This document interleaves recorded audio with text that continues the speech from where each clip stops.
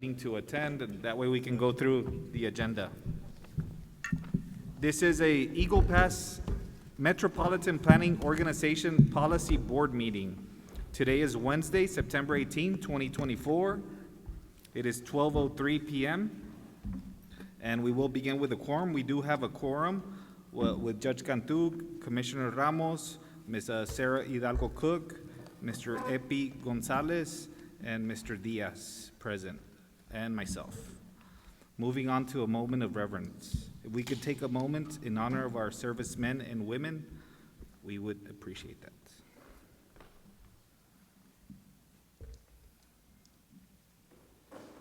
Thank you. Citizens' communications and recognitions. Thank you. Oath of office of new board member, Placido? Mr. Elizondo was not able to make it, so we'll postpone that for We'll the next. postpone that until the next meeting. Okay, we'll start with item number 1, discussion and possible action on the Public Participation Plan, PPP. Yes, Mr. Chairman, thank you. So, as we get started, I do want to point out, we have some copies of the slides there. There was a copy placed in front of each of you. It would look like one of these with 2 slides showing per page. And then if you don't have a copy of the agenda packet, we've got some extras next here with Ms. Imelda, City Secretary. So we'll go ahead and jump in. For this item, we'll be doing a brief introduction to the Public Participation Plan based on some of the accommodations and working with FHWA and TxDOT. This item is not a time-sensitive thing for us to be getting approved right now, but it is a critical part of everything we do as an MPO. So I want to just give a brief introduction and explain that we will be bringing a draft copy at a future meeting for formal adoption in the future. So Public Participation Plan overview, again, is a critical part of everything that we'll be doing as an MPO, involving the public, being transparent, and allowing for public participation in pretty much all of our key documents. That also includes providing adequate public notice and accessibility for people to attend and participate. A version I was looking at was San Antonio area. Their MPO is called Alamo Area MPO, AMPO.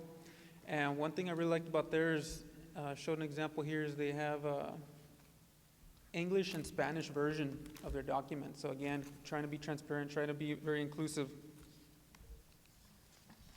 Some of the major goals of the public participation is engaging people, keeping everyone informed, encouraging everyone to be a part of, everyone in the study areas to be involved, and always striving to improve our public participation.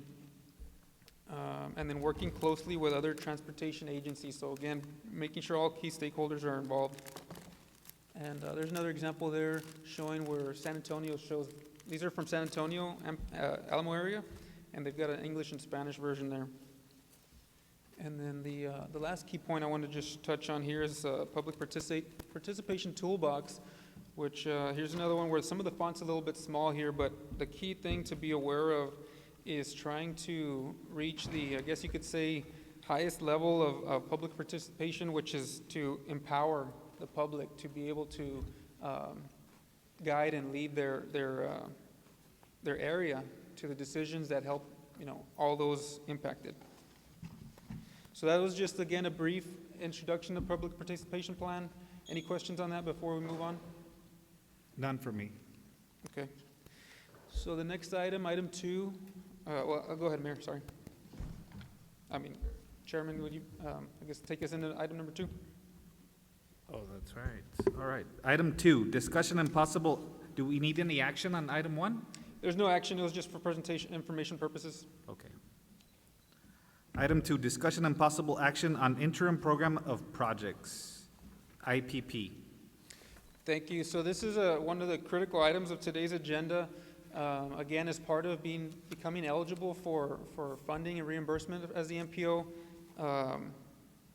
typically the Transportation Improvement Plan, TIP, is what it's often commonly referred to, is a critical part of that. This is a variation that we're being allowed to do as we're just getting started up, so it's showing the critical projects that would be for our MPO area, and that's both highway projects that formerly was part of our Laredo TxDOT District rural list of projects, and then also transit projects. So we'll be getting into those here, and they should be also part of your packet.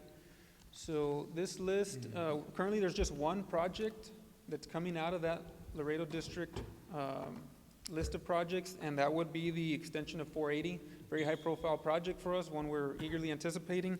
It's on the FY 2028 TxDOT list from their State Transportation Improvement Program. And the details of that are shown on the screen and are part of the packet of 3 sheets. I printed also a copy of that in case, I know some of this font's a little bit small, so hopefully you could read that one a little bit better. It's got the TxDOT logo on the front copy of that. So this is for the highway projects is what we're starting with. Any questions on this or anything you'd like to add, Sarah, Kirk, or Epi? Yeah, the purpose of this is just to get the funding moving for federal aid into this area. So the sooner you can approve the interim program of projects, the sooner we can get reimbursement from federal highway and federal transit. Yeah, just to reiterate that for everybody, in case they couldn't hear Kirk, the point of emphasis was made by Sarah from SWART last meeting, where typically the Transportation Improvement Program, MTP, all these various planning documents need to be adopted before we're eligible for funding. In this case, this is one thing that allows us to kind of streamline that, get something on the books and approved as an interim. That's why this is called an interim program of projects, Okay. and then be able to start qualifying for funding. So I know that's a big help for Sarah and SWART getting through this, which will then allow her to start getting some of that urban transit funds. Is that correct, Sarah? Anything you want to add on that? Sure. Thank you. So basically, like I mentioned last meeting, in order for us to receive funding, we have to have those 3 plans. So this is an interim process. Keeping in mind that we're allocated funds for the current year that we're in, that's fixing to finish at the end of this month, plus an allocation for next year. So we're looking at 2 years worth of funding that we're not able to access at this time. And so we have been providing urbanized transportation for the last year and a half using rural funding. So, which means that it takes away from the rural areas of the other counties as well. So this is just something that we're very thankful that FTA, HWA, and TxDOT has allowed us to do in order to receive funding.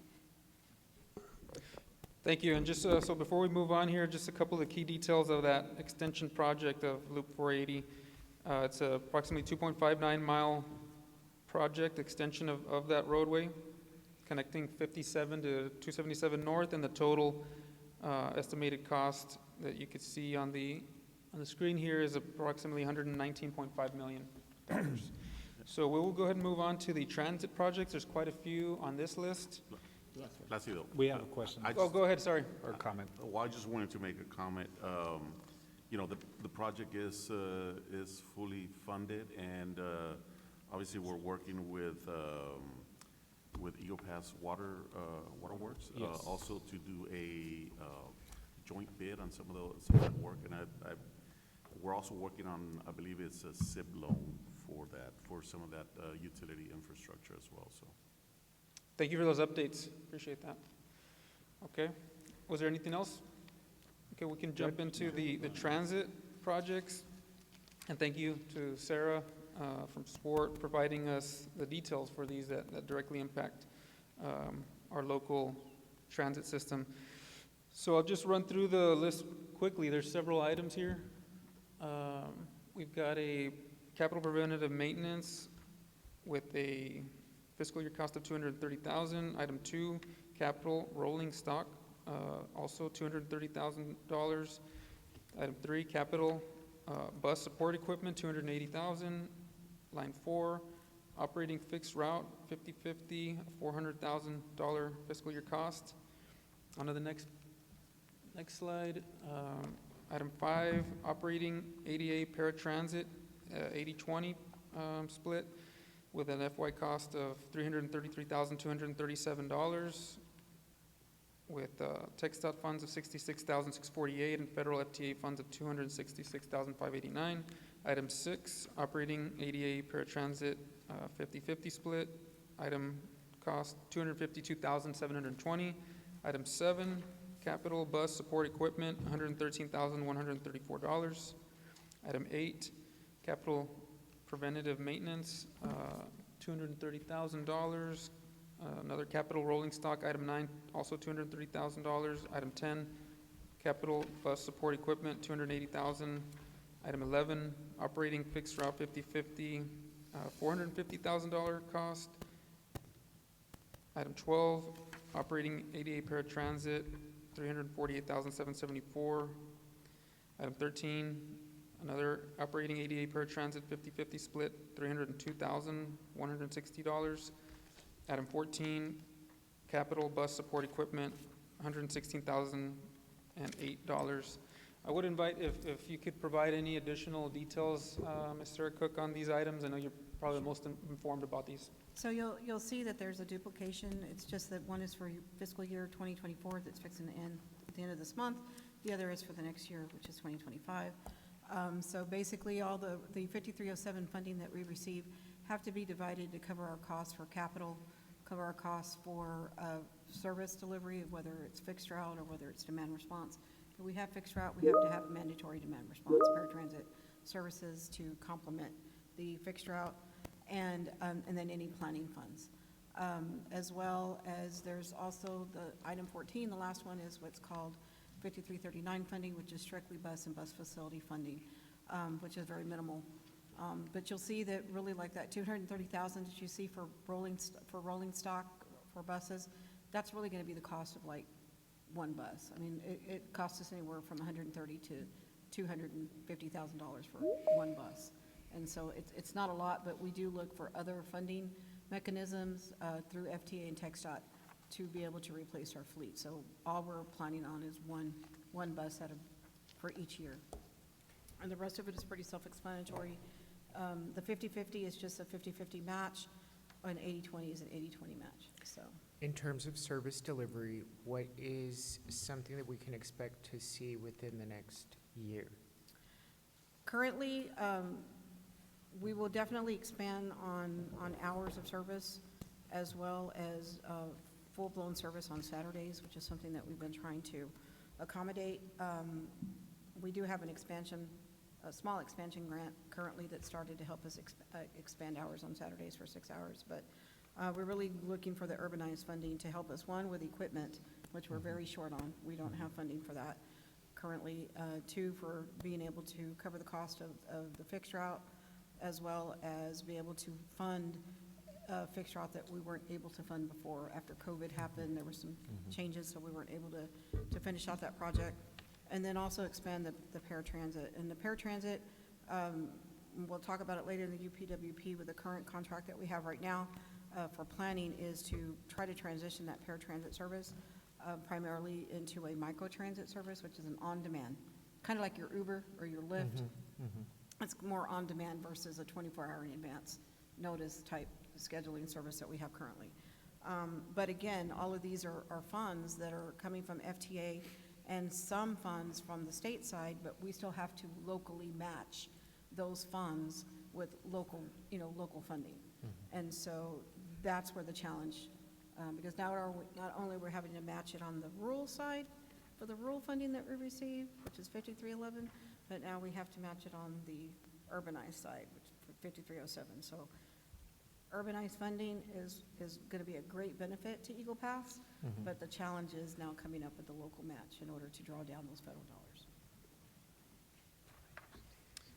Thank you. Any questions on the transit-related projects as part of the interim program projects? Okay, so this one is an action item that we would be seeking board approval on, and then we would be sending that to the state, to TxDOT, for further approvals. And do you have a recommendation? Do you recommend approval? Yes, we do. We would recommend. Did you have anything to add, Sarah? No, I don't. Okay. But like mentioned before, it's important that this gets approved so that way the money for transit can be administered to Sarah's group. Understood. Judge? No, this is just, thank you, Mayor. This is just for the purposes of the transit projects for the 2 fiscal years. This had nothing to do with, obviously, the discussion that we had held on the highway project detail. Nothing's being submitted on that before, correct?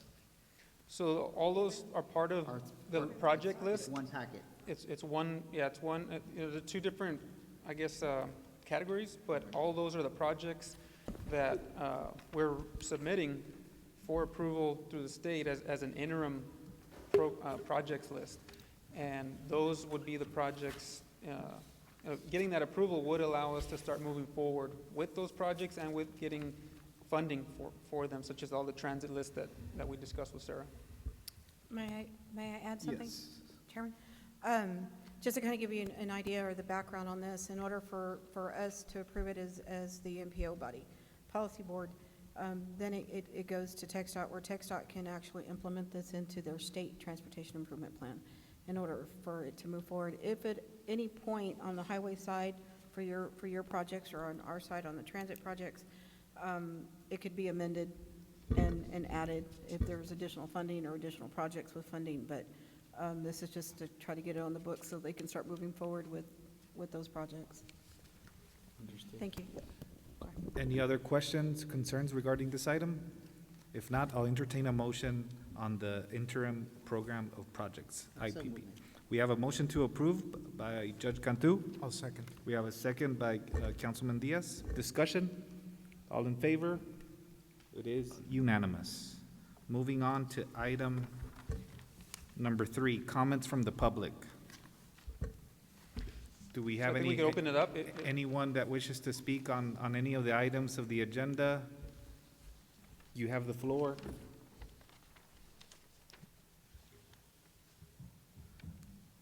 If there are none, we'll go ahead and move to item number 4. Discussion and possible action on the Eagle Pass MPO Unified Planning Work Program, UPWP. All right, thank you, Mr. Chairman. So this is the other very critical item on the agenda. This is another important project for the board to adopt and approve in order to, again, send that up for the state and federal level to also review and approve, and that would, getting that approved would allow us to start receiving MPO funding. So this Unified Planning Work Program is a budgeting and planning tool. And so there's approximately a little over 30 pages in here. I'm going to go over some of the key areas and the important parts of this document. And then we would gladly take any feedback from the board to potentially make some changes here. Again, this document is the board's. The board has full authority to modify, so we want to make sure it's something you're comfortable with, but we are seeking to try to get this approved, even with conditional or with changes, to get that up to the state so they can start reviewing this fiscal year. So I've got I start off with the table of contents that includes all the elements of the document. The first key item will be the introduction, and it talks about where the Federal Aid Highway Act of 1962 pretty much triggered the domino effect of various federal guidelines that are the reason for why MPOs exist and the different guidelines and things that we need to follow as an MPO. In May of 2024, the governor of Texas designated the city of Eagle Pass and Maverick County as the MPO for the Eagle Pass urbanized area. The purpose of this document, this UPWP, is to serve for coordinating and identifying ways to carry out the continuing cooperative and comprehensive transportation planning process for the urban area here. That's a key, those 3 C's is what they call it, are some of the key elements for how we should be carrying out the planning process here. We are required to comply with all applicable federal and state regulations. The next one we'll get into is the IIJA, Infrastructure Investment and Jobs Act. There's some key elements, some planning factors that are essentially required for every MPO to incorporate and follow and in their planning, and specifically in their UPWPs to include that. So there's the 10 planning factors listed there before you. Does anybody have any questions or comments on any of those 10 planning factors? A lot of them tie into public participation, increasing accessibility, mobility, freight, air quality of life, air quality, enhancing travel and tourism. So I'll move on. UPWP focus areas. The work task that we're implementing here should consider the following federal performance goals with the 7 areas including safety, infrastructure, conditions, congestion reduction, system reliability, freight movement and economic vitality, environmental sustainability, reduce project delivery delays. Any questions on this area? Okay, I'll continue moving forward. The next key area is public participation, which I gave a brief overview of in the first item on the agenda, so I won't get into too much detail there, but again, public participation is a key element for everything that we do as an MPO. Organization, the City of Eagle Pass is the fiscal agent for the Eagle Pass area MPO. The MPO is composed of 2 organizational units, the Policy Committee, or the Transportation Policy Board, I believe is the name that we will be utilizing, and then the Technical Committee, which we will have the item later in this agenda to designate members for the Technical Committee. The board, yourselves, are the key decision-making body for the MPO, and all decisions made will be through the board, the staff. We're here to offer information and guidance.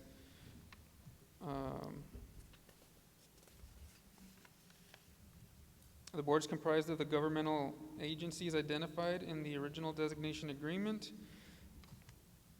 As the governing body, the MPO, the policy board, shall have decision-making authority over issues such as the Unified Planning Work Program that we're talking about here, the Transportation Improvement Program, the TIP, and the Metropolitan Transportation Plan.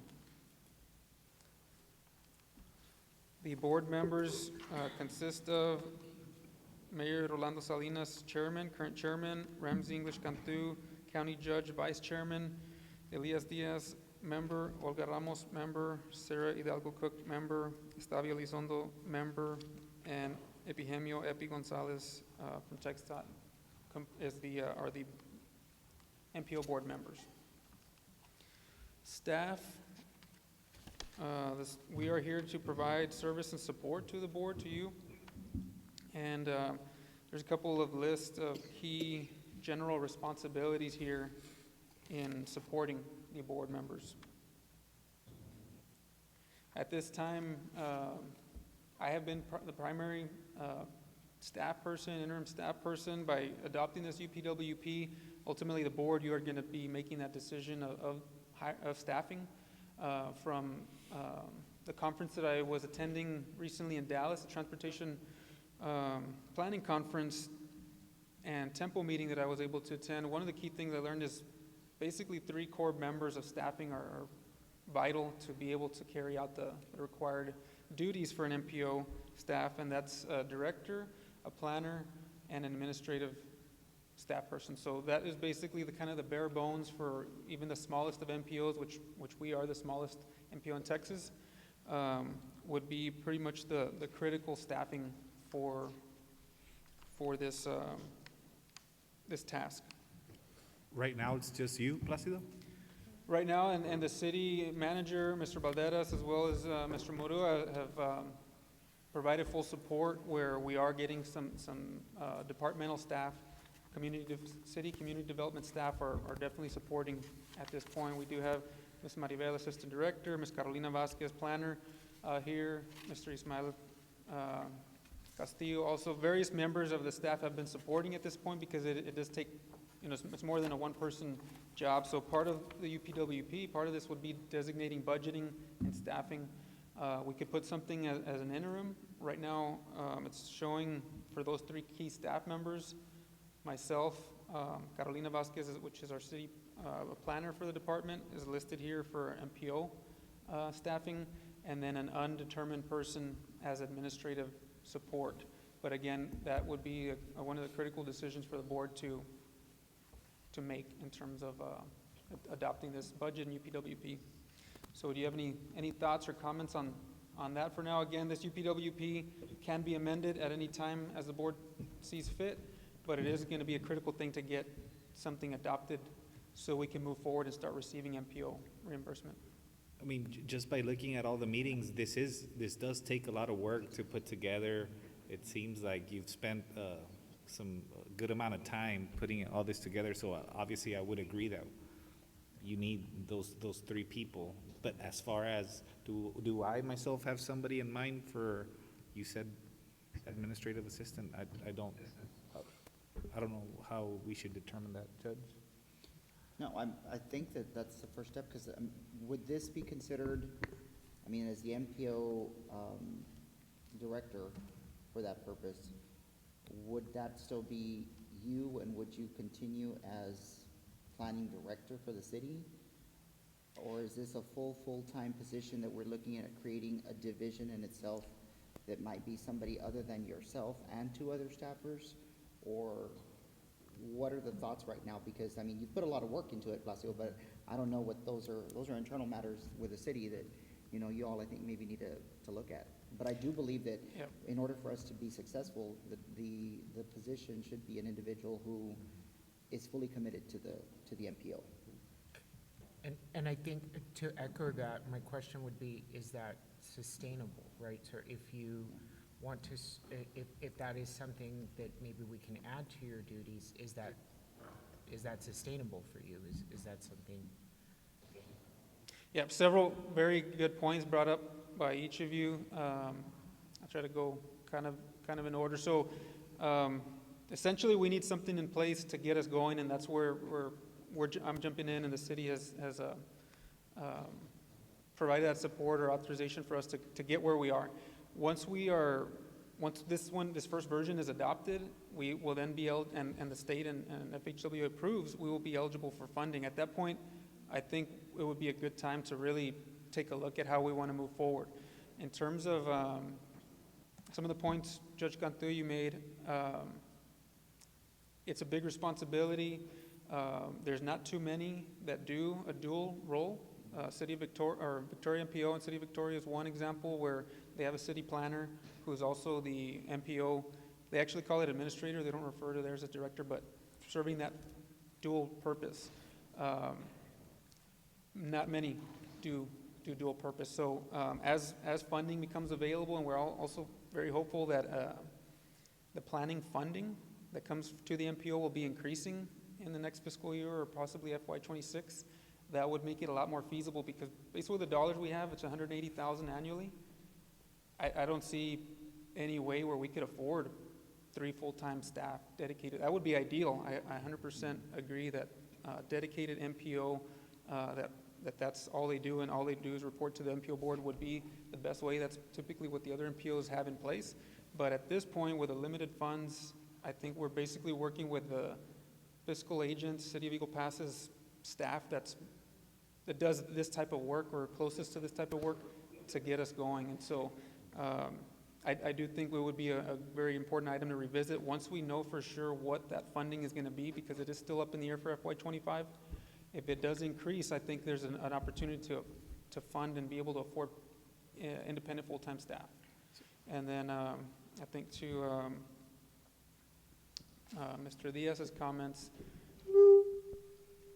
it is probably not sustainable for an extended period of time. I'm very willing to do what it takes right now, and I'm glad to be a part of this right now to get us going and get this moving forward. But to do everything, it is quite a bit, and it probably would take some potential shuffling, where maybe some city duties or tasks would be redistributed, re-delegated to be able to free up time to do this type of work. If we want to do that for another extended period, right? But I do think long-term, if we get where we need to be, that would be with full-time staff dedicated for the MPO. I have a question for TxDOT. As the urbanized area continues to grow in population, which is the trajectory it's on for the next 50 years, the funding that the MPO gets is contingent upon the same formula base of larger population, additional funding? That's my first question. The second question is, are there other opportunities for the MPO to apply for planning funds and so forth at the federal level, state level, or other? Okay, at this time, they're revisiting the PL formula, the way it's distributed. I believe the smaller MPOs have been affected by it because they weren't getting as much money. So at this point, they're revisiting that, and they wanted to get it going for fiscal year 2025. It's kind of like 80%, 20% what they're gonna do. And so that would be to help the smaller MPOs get a little bit more funding, like Placido mentioned, that they're waiting to see if that helps to be able to hire more staff. And on the other one, there's other funds. I know there's SPR funds available, but I'm not really sure if that would just be for still the smaller MPOs that are around, or if that, because there was also a mention that SPR funds are being reduced. So I'm not really sure. I'd have to check and get back with you on that. Okay, thank you. So then at this point, as far as for a budget, setting a budget for that, that would be the 180 you're mentioning, is that correct? That's what we are currently, the annual budget we're currently told is what's allocated. What we're fortunate that we're getting close to the end of FY '24, so we have 180 that would be allocated for that, and it would be considered basically unexpended funds that would carry over to FY '25, and then we would get the additional 180, or at least that's the number we currently are anticipating, but hope that it's possible that would increase. And so we have those essentially two to use for FY '25. Well, I think, and as far as kind of just getting started from here, that it's a good start to go ahead and just go to proceed with that and to move forward with that budget planning and the way that we have it set up right now. So, Judge, would you agree to have Placido, and you said Carolina Vasquez? Correct. And what about the third person? So Or there's not a person, no we would person, right? potentially try to hire, fill a position for that. Okay. There's not a Okay. And currency. right now, during this time, you can fulfill both duties as planning director and MPO? Yes, I mean, we don't want you to kill yourself either, Placido, I should survive. I think I'll survive. Because I know it's a lot of work, so you let us know, okay? No, I appreciate you saying that. We've got the same type of sentiments from city manager. We do Yes. appreciate you, considering that, but this is very, very important Right. to our area, and I Yes. feel it's very important, so I'm willing to make those sacrifices to get us going and hopefully continue to be a part of it in one way or another moving forward. Okay. Thank you. So at this time, do you have anything further you want to add? So there's still a couple other items. Okay. As far as, this is one key area of the UPWP, but Okay. that was a really important one I wanted us to discuss, so we'll continue moving. Another key area is planning issues. The Federal Highway Administration, FHWA, and Federal Transit Administration, FTA, have issued planning emphasis areas, PEAs, and so I'm listing those here. Those are areas of emphasis for MPOs and state departments to be working on. And so those are roadways and livability, international border, population, freight, and transit. Those are some of the emphasis areas for us to consider, or the issues. And then the emphasis areas are tackling the climate crisis, equity and justice, 40 and transportation planning, complete streets, public involvement, strategic highway network, and U.S. Department of Defense coordination, Federal Land Management Agency coordination, planning environmental linkages, and data and transportation planning. So then we'll move on to key tasks and budget summary. So this ties back into some those numbers we were just discussing before, which is with the 180,000 annual, what they call PL funds, MPO's planning funds.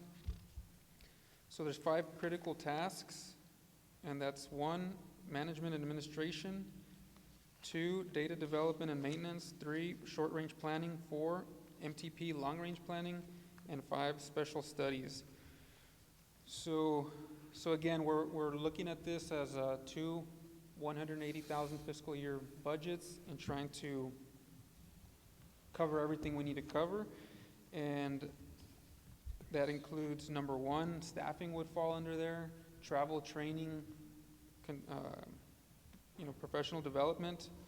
Number 2, data development, maintenance, GIS, data modeling, different things like that to have the information needed for our MPO board and local agencies to make the best decisions on transportation planning.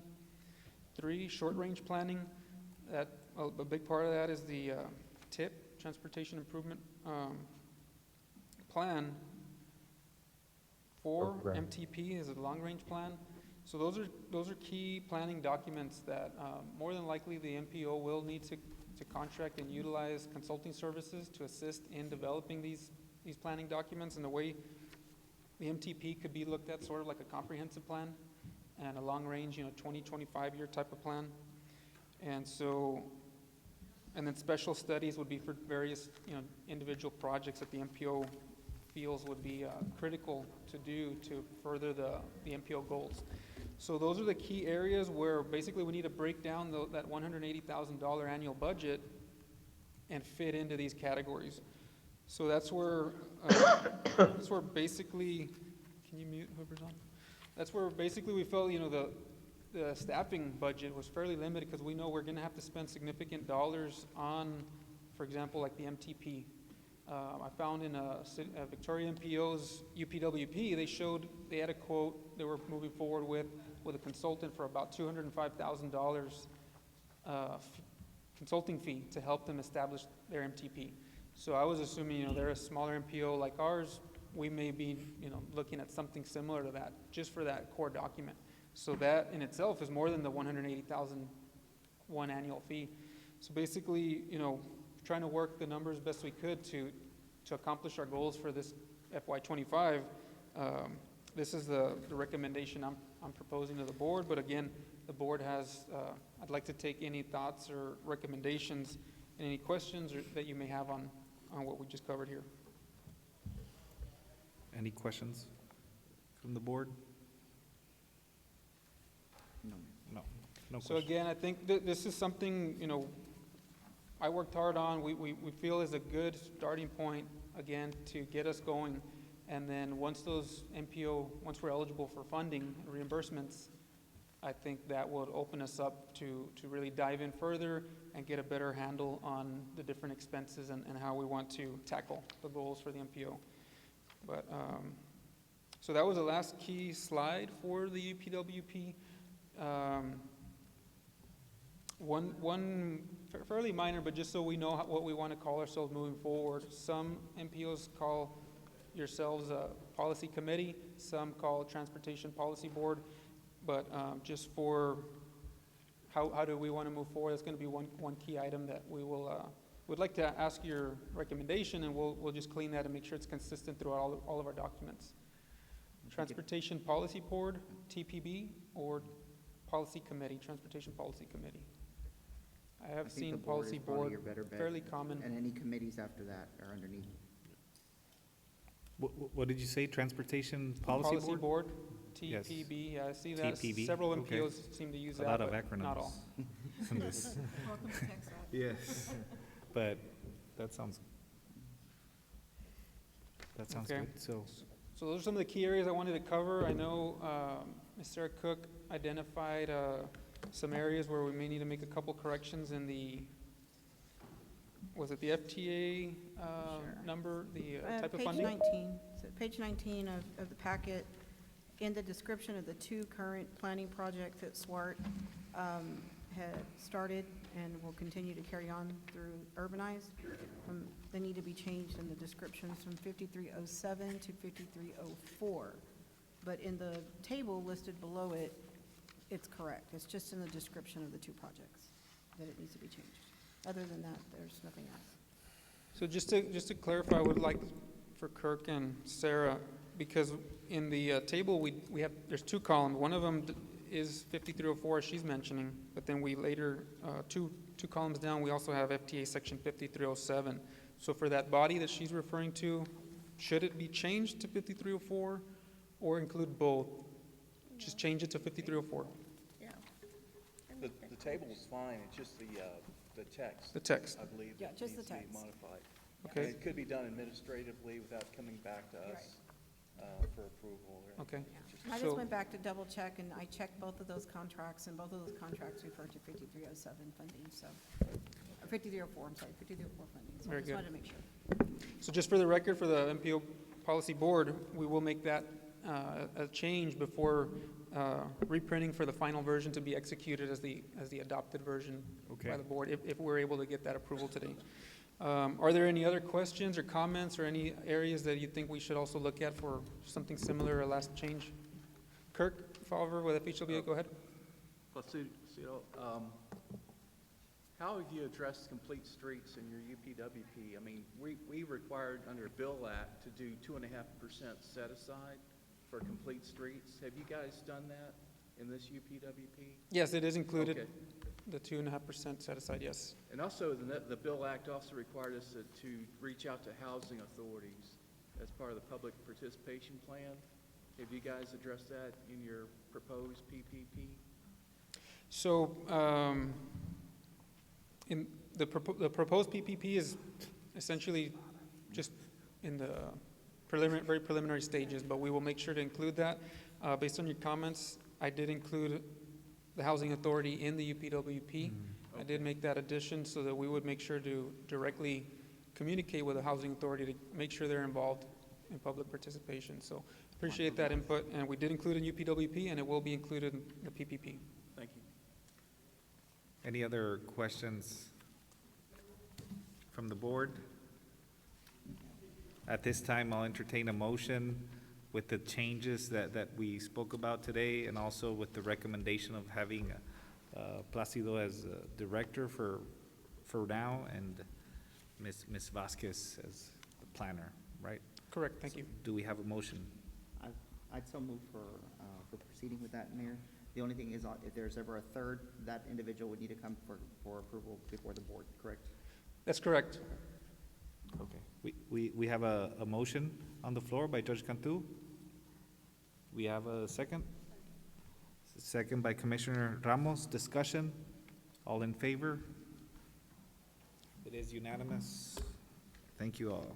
We'll go ahead and move to item 5, discussion and possible action on amending the policy committee bylaws.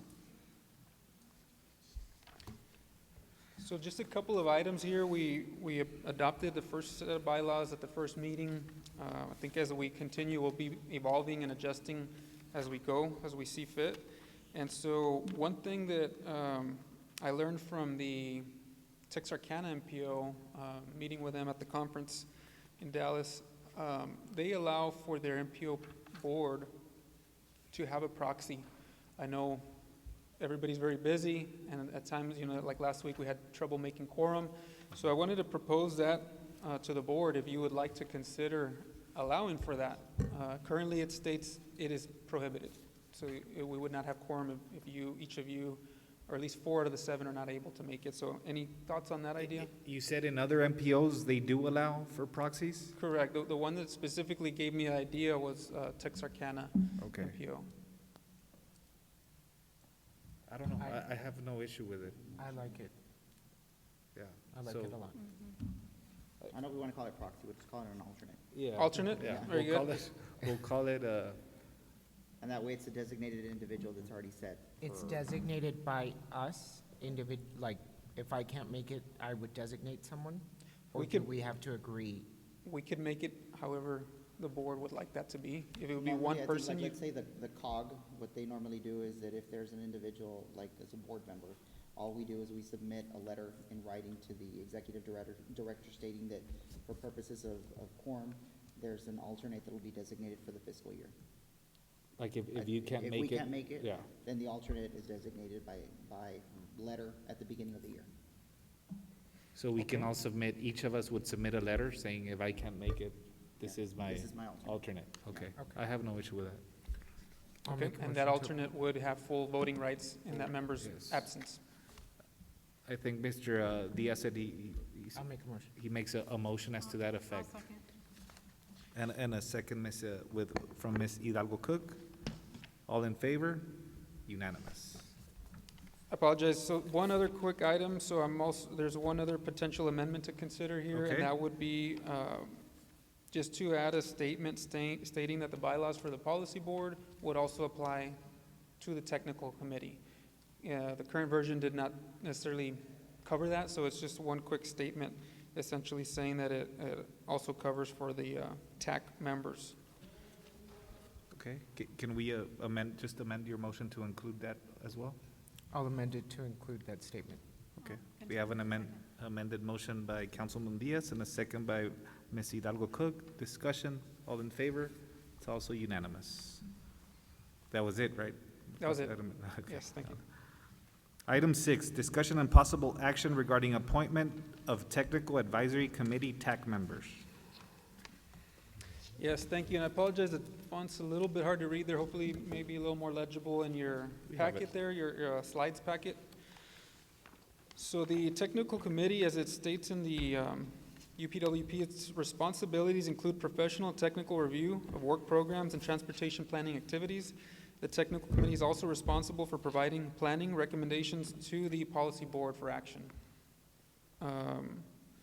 As it's currently listed on our bylaws, it states that TAC, Technical Committee, shall include the following: city representatives, and a few that are listed: City of Eagle Pass City Engineer or appointee, Bridge General Manager, City Manager appointee, county representatives, Maverick County Engineer or appointee, Maverick County Planning Director or appointee, or other employee, Southwest Area Regional Transit District, General Manager or appointee, state representatives, TxDOT Laredo District Representative, TxDOT Transportation Planning and Programming Division Field Representative, which would be a non-voting member, and then federal representatives, FHWA Planning Representative, which is also non-voting member, and Kickapoo Traditional Tribe of Texas. So, would you like to, I guess, because you as members are also, can, on behalf of city, potentially we could start naming the specific people that we would like for this technical committee. And it says shall include, but does not state it's limited to, so there's potential flexibility for others outside of this. I think this is a right amount of people. I'm afraid if we include more, it gets a little difficult with the more people you have. But as far as city representatives, I would make a recommendation to have Mr. Ivan Morua, Homero Valderas, and Ronnie. I just came up with that right now, but I think that's. Judge, there's two there. Do you want to add someone else? Oh. No issue. Like he said, county. I know, but this is why, I guess that was the question, is it only subject to these two people? Or we can No, add- it's not limited to Yeah. this, Okay. but it shall include and then could have potentially additional. Commissioner, did you have any thoughts on that? What do you think? I mean, I know, I was, They're already here. Hey, Ronnie. No, it's just because I saw Bridge.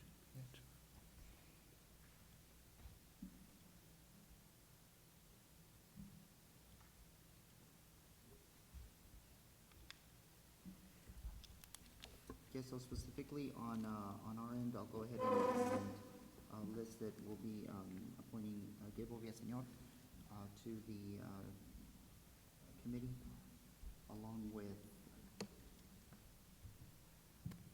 I'm trying to think here. You want us to come back to you in just a second? We can go Yeah, through give the me others. and 5 come- seconds here, just to think of it, and I'll get you the right name. Okay, let's just confirm the others, and then we'll come back to that before we move forward. So Southwest Area Regional Transit District. So being that you're actually part of the board here, who So would, it'll be Cynthia Rodriguez, Assistant General Manager, Carlos Mayen, Chief Operations Manager, and then I'd like to have our Chief Financial Manager as well, Maggie Magdalena Flores. Okay, so you're nominating 3 members here: Cynthia Rodriguez, Assistant GM; Carlos Mayen, what was, Chief Operations Manager, and then the last name? Magdalena Flores, Chief Financial Manager.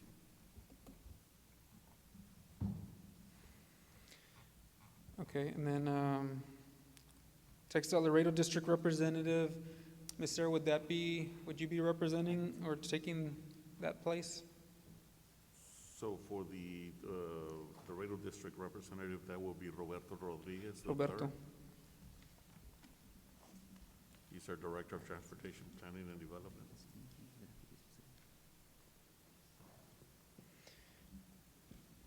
And then for the second, That- well, I guess for those 2 spots that are listed there, or do you have that in front of you, Yeah, so Roberto will be for the Laredo District Representative, and then Okay. the Transportation Planning and Programming Division, there will be Sara Garza.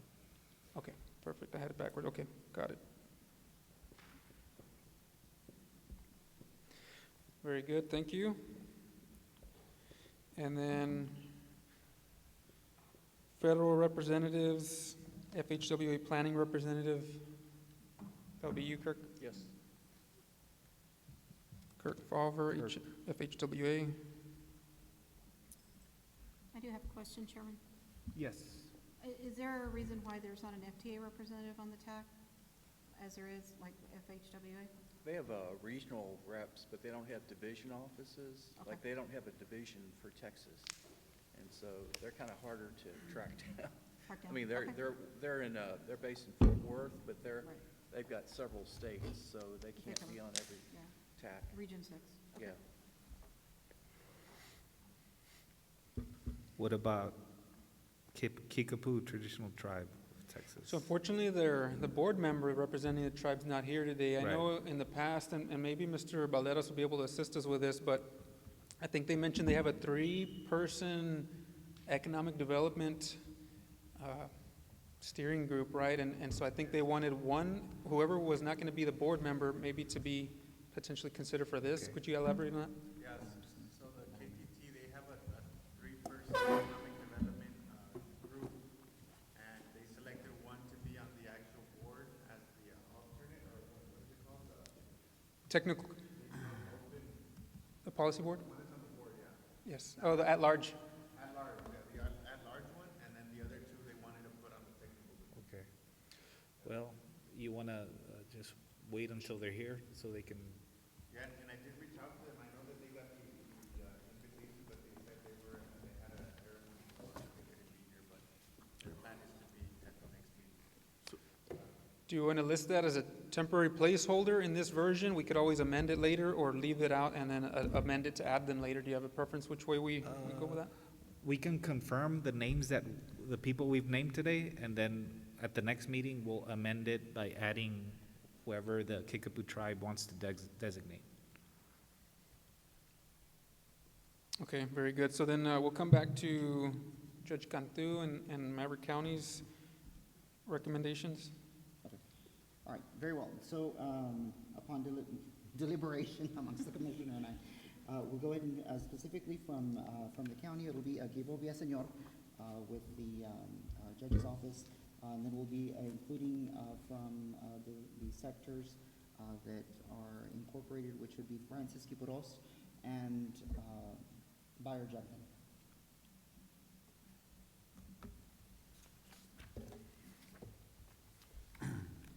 Very good. I think I've got three names nominated for city, 3 for the county, 3 for Swart, 2 TxDOT. Placido, I would like to add one more to the Laredo District representative. Go ahead, sir. Hyung An, he's our Del Rio area engineer. Excellent. Okay, Got it. Okay, so would you like me to repeat all the names? Or are we comfortable with all those that mentioned? Do we want to discuss? I'm comfortable with all those mentioned. Unless y'all want to discuss specifically. I think it's a good group. Anything further, Placido? No. Okay. At this time, do we have a motion to approve the names that we've discussed to be part of the TAC? I'll make a motion. We have a motion to approve by Ms. Hidalgo Cook, a second by Judge Cantu. Discussion, all in favor? It is unanimous. All right. Moving on to item number 7, consent agenda. Do we have a motion to approve the minutes of July 22nd, 2024? And I apologize if we need to table that. I'm not sure if if Yes. I included that in the packet. I think I may have been I left didn't off. see So it. if we want to table, we could Yeah. potentially save that for the We next. have a motion to table by Councilman Diaz. Second by Judge Cantu. All in favor? It is unanimous. 7 will be tabled, and we'll move on to item 8, Executive Director's Report.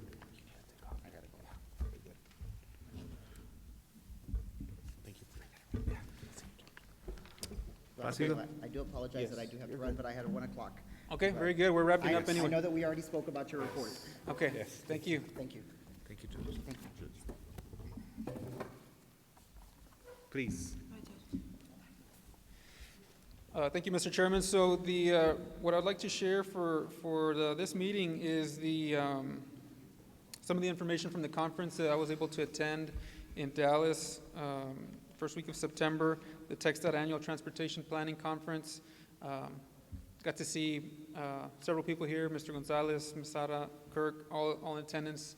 Some of the big topics that I noticed were key elements in a lot of these sessions that were available, tied directly to what, the guidance we got from TxDOT in these key focus areas, planning issues that are included in the UPWP. So some of those they talked about the vision and goals moving forward. Some of the other sessions included corridor planning, active and multimodal transportation, complete streets, which Kirk just brought up also just a few minutes ago as a very important area of emphasis, public involvement, data analytics, traffic modeling, and metropolitan planning. There's a couple of photos. We had Miss Caroline Mays, the TxDOT Director of Planning and Modal Programs, kicked off one of the sessions, as well as Humberto Tito Gonzalez up there to your right. And I don't know if you could see it very clearly there, but in the background, in one of the slides that was being discussed, you could see a traffic circle. Roundabouts are a pretty big topic, fairly highly recommended in terms of getting traffic, fluid traffic through. That's an area we have not really tested the waters on here or tried it out. So we're going to continue looking into those. I just wanted to touch on that. It happened to be on the photo, so I wanted to just share that with you.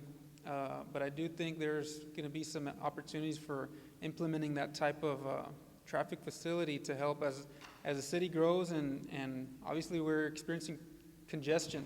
I think for those of us who have been here most of our lives, 10, 15 years ago, I don't think we ever knew what congestion was in Eagle Pass. You go to the light and you were out of there first turn. Sometimes here nowadays it cycles and you move up a few times until you finally get through it. So we're going to be looking at all these best practices and efforts of how we can improve transportation planning and the infrastructure here for our urban area.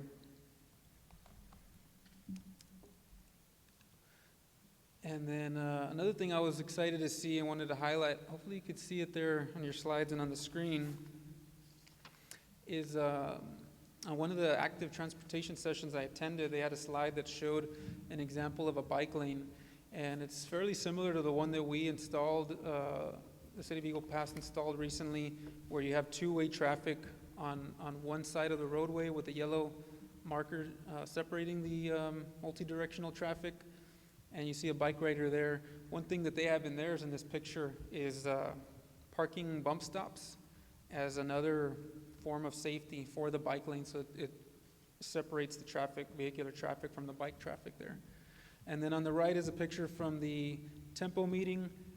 It's a little bit small, so you can't see everybody there, but we had TxDOT leadership, Caroline Mays, Tito Gonzalez, as well as almost all of the MPO directors from all the Texas MPOs were in attendance for this, which was considered the annual meeting. Some of the The key agenda items that were discussed there was some of the text dot updates included federal funds utilization, carbon reduction guidebook, electric vehicle infrastructure. That's another big area of emphasis as electric vehicles are becoming more popular. There was a quick update on us, on the Eagle Pass MPO, and then the PL funding formula, which we kind of touched on, where we're hoping that PL funding formula changes to where even the smallest MPOs or the small categorized ones like us, ourselves are going to be receiving a higher level of minimum level planning funding annually. TTI also provided some updates, including an MPO safety planning project, which showed some really good statistics. We're hoping to be included as far as the Eagle Pass MPO. It had all the other MPO areas, good statistics for different crashes and various data points. And so I inquired, and we look forward to having Eagle Pass MPO now going to be a part of all those studies and reports that are going to be put out. And then the last thing I wanted to mention is the upcoming Tempo meeting, which will be in December 2024 in Georgetown. So that concludes this item. And so moving forward, the key things here will be, again, we took care of those items today, two really important items, which was the interim program of projects, getting that approved locally here by our board, as well as UPWP. Those will then go up to the state and federal for approval. And then we will start, once we're eligible for MPO funding, we're going to start kicking off further efforts into the public participation plan development, the transportation improvement plan, which is a shorter term, about 4-year planning document, and then the MTP, the longer 20-25-year long-range planning documents, utilizing those MPO funds with consultants' assistance, I think is what my recommendation will be, but we'll be bringing all those things back before the board at future meetings. Any other items that the board would like to see included as agenda items for the next meeting? No specific items that I can think about right now off the top of my head, but I'll get with you if I think of anything. And board, same? Same thing. Anybody else in the audience, Kirk or Sarah, any thoughts or suggestions? Are you guys going to talk to the, about issuing an RFP or RFI for the consultant assistance for the TIP and plan, or I mean for the plan update? That's a really good point. Thanks, Kirk, for bringing that one up. So the city of Eagle Pass did go through the procurement process and received submittals and ended up receiving one submittal from Stanley Consultants and adopted that. And the city was prepared to, essentially cover costs to help me and help the as a fiscal agent get things up and running. So the MPO board now we would need to potentially bring back an item to consider adopting those procedures and that agency that the process went through by the city, or potentially the board could call for us to redo that process and select potentially a different consultant. But do you have any recommendations how you'd like us to move forward there for a future meeting? We can place it on the agenda for the next Okay, meeting. we will and do then that. We'll make a decision.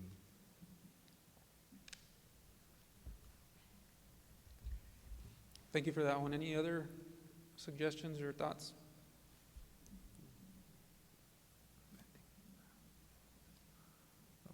At this time, we don't need any action there. That's just your report, correct? Correct, it's just a report. Okay. Anything further? Nothing further. Okay. I guess that's the meeting. I'll ask for a motion to adjourn. I'll make a We motion have to a adjourn. motion to adjourn by Councilman Diaz. Do we have a second? I'll second.